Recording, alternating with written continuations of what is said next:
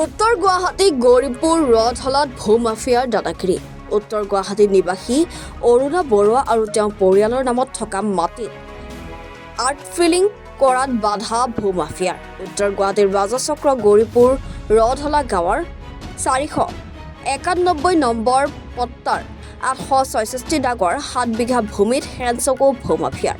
উক্ত ভূমিত ডাম্পাৰেৰে মাটি পেলাবলৈ যোৱাত বৰুৱা পৰিয়ালক দা কুঠাৰ লাঠি জোং লৈ মাৰিবলৈ খেদি আহে ভেৰনীয়া গুণ্ডা বাহিনীয়ে। দীপাংকৰ বড়ো আৰু অনিল নাথ নামৰ ভূমাফিয়াৰ দলৰ বিৰুদ্ধে বলপূৰ্বকভাৱে মাটি দখল কৰাৰ অভিযোগ। ঘটনা সংক্ৰান্তত উত্তৰ গুৱাহাটী গৌৰীপুৰ আৰক্ষী চকীত এজাহাৰ ভুক্তভোগীৰ। প্ৰাপ্য ভূমি মুক্ত কৰি দিবলৈ মুখ্যমন্ত্ৰী আৰু আৰক্ষী প্ৰশাসনক আহ্বান অৰুণা বৰুৱাৰ। কান্ত বৰুৱা নদগুৱাহাটী শিলাকুৰ নিবাসী। আমাৰ মাটি গৌৰীপুৰ দাগ নাম্বাৰ 866 পট্টা নাম্বাৰ 491 মাটি আছে। তাতে 2 বিঘা 3 কঠা 6 লেচা, তাৰে আপোনাৰ 4 কঠা মাটি এই দীপাংকৰ বড়ো বুলি ল'ৰা আৰু 2জন মানুহে জোৰ জবৰদস্তি দখল কৰিব আহিছে। আমি যেতিয়া আজি মাটি আৰ্ট ফিলিং কৰিব গৈছিলোঁ, তেতিয়া তেওঁলোকে আহি পেলাই আমাক লাঠি জোং দি পেলাই খেদিছে। আমি প্ৰাণৰ ৰক্ষাৰ কাৰণে আমি গৌৰীপুৰ পুলিচ থানালৈ আহিছোঁ।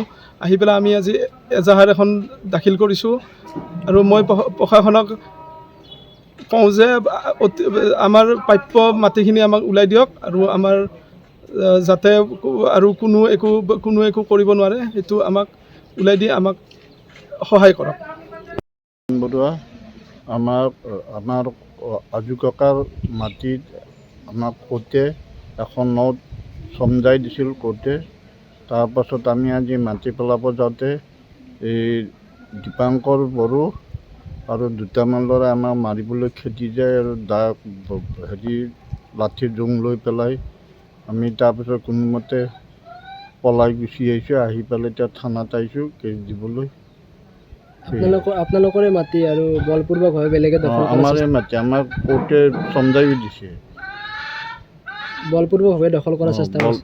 বলপূৰ্বক দখল কৰিছে। আপোনালোকক মাটি পেলাব দিয়া নাই? নাই দিয়া। কি ক'ব এতিয়া চৰকাৰক? কি ক'ব? চৰকাৰে আমাক যিকোনো কিবা উপায়েৰে আমাৰ মাটিখিনি উলিয়াই দিব লাগে। প্ৰশাসনে কি বিচাৰিব এতিয়া? আমি সেইকাৰণে আহিছোঁ এখন এজাহাৰ দিবলৈ। উত্তৰ গুৱাহাটীৰ পৰা খৰ্গেশ্বৰ নাথৰ ৰিপৰ্ট, এনি ভাৰত 24।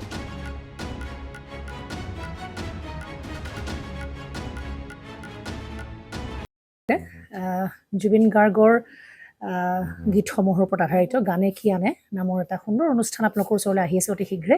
অহা 15 আগষ্টৰ পৰা ধেমাজিৰ পৰা প্ৰথম অডিশ্যন আৰম্ভ হ'ব আৰু সেই অডিশ্যনৰ যোগেদি বিভিন্ন কণ্ঠশিল্পীসকলে যিসকলে এই অনুষ্ঠানত যোগদান কৰিব বিচাৰে, তেওঁলোকে এই অডিশ্যনৰ যোগেদি আগবাঢ়ি আহক। আৰু জুবিন গাৰ্গৰ বহুত ভাল লগা গান আমি সদায় শুনি আহোঁ।